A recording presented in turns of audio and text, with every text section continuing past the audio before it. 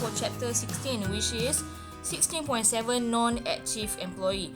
If you still remember, in the earlier of this chapter, which is 16.1, we already entered the resign date for Wolverine. Now, for your information, another crucial part you have to do is to untick Wolverine as a non-active employee. Now, why this non-active employee we do at the last? Why we cannot enter together with the resign?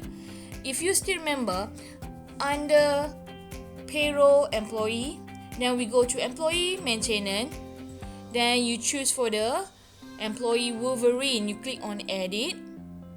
If you still remember, under employment detail, we have entered the resign date for employee Wolverine at earlier of this chapter. But why don't we just untick the is active for Wolverine? You must remember, you have to enter the resign date and process the payroll first. Then you come back here and untick is active. If you put the resign date and untick is active together, you are unable to process the payroll later.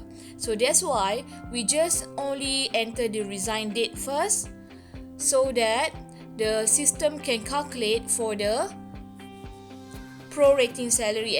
As you still remember, once we enter the resign date 19 of April, so automatic system calculate the number days of not work is 11 days.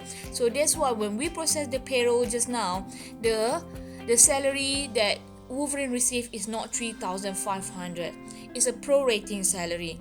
So that's why after you already done process the payroll, then for the last step, then you come back to the Wolverine and untick is active. So this will be the last part that you have to do for the resign employee. So remember, to tick for is active, to untick for is active, you have to do for the last part, not earlier or not the same part with resign date for employee.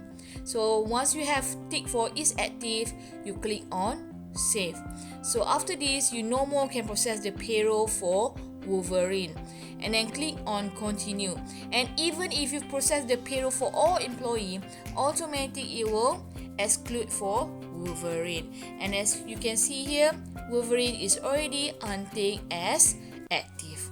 So we have done for chapter 16.